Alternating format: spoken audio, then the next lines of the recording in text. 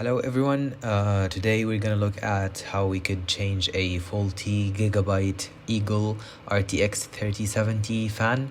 This goes along for the 3060 and the 3060 Ti Eagle. The fan that is faulty on this graphics card is the one to the far right. We're gonna start by taking off the shroud. We flip it over. There are four main screws holding the GPU die. Two other screws to the right and two other screws to the left. After taking these off, we're gonna lift up the shroud, and it's gonna expose the board.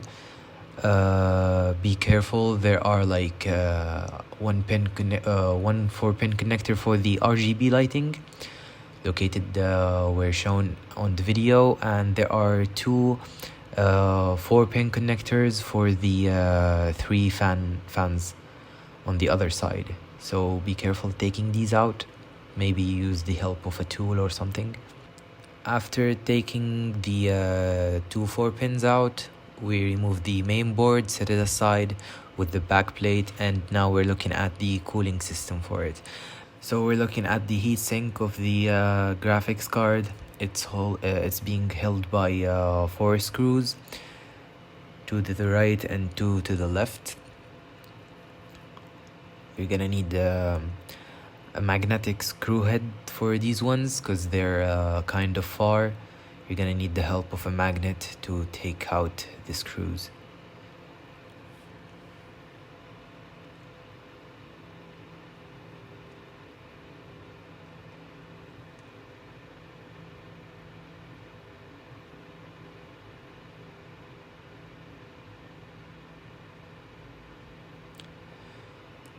So after taking the 4 screws out, we're gonna lift up the heatsink.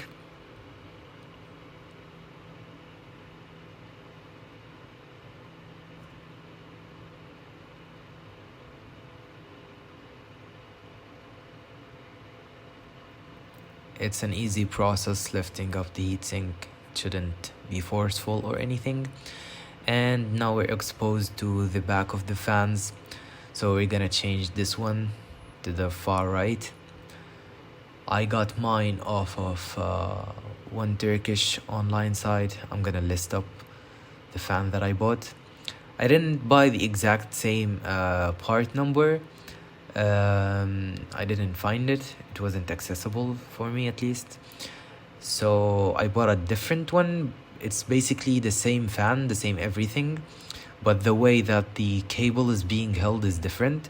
So I kind of had to pry off the part where it holds the fan. I didn't show it in this video because I thought it was like not important. Anyways, if you end up buying the other part for it and it doesn't clip in, you could just easily snap off the part that's holding the fan. Anyways, now I'm gonna take off the sticker because the stickers don't match. I'm gonna take it out of the faulty one and stick it on the working one, the new one.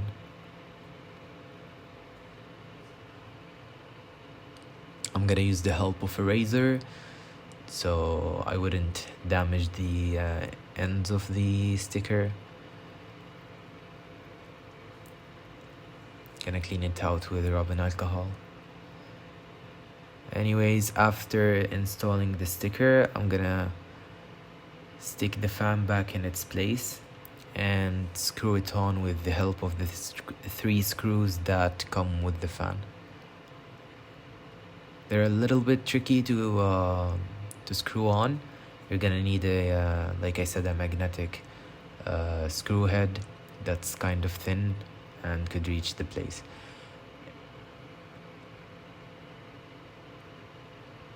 Now we're gonna put back the heatsink.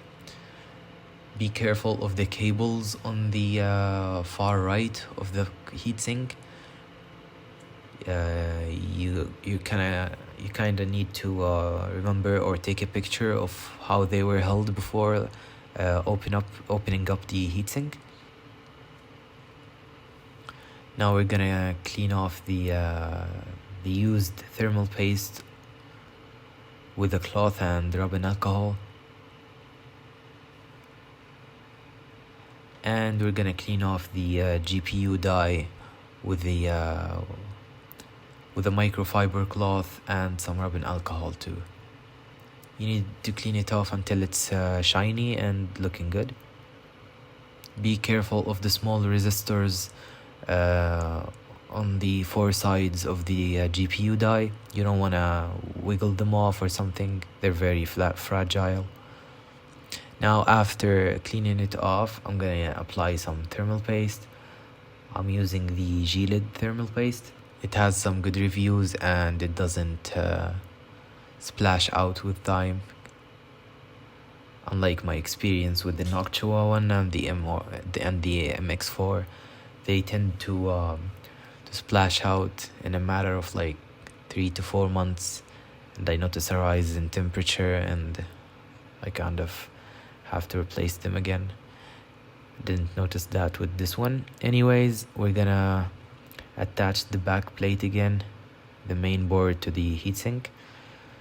You need to make sure that you align the screws correctly, and you need to attach back the 4-pin connectors for the RGB and the fans.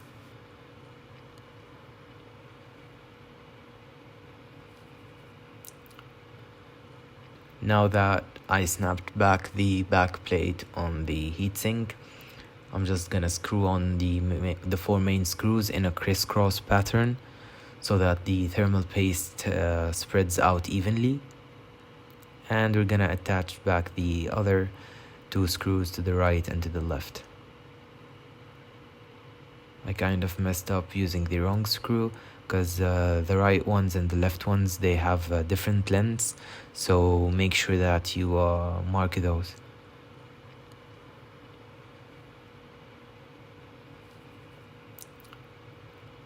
And there we are.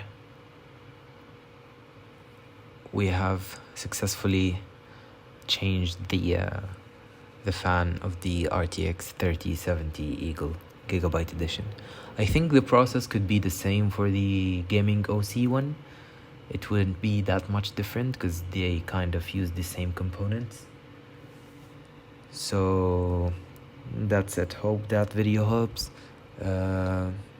Don't forget to leave a like on the video, and for any help you could leave a comment and ask your question.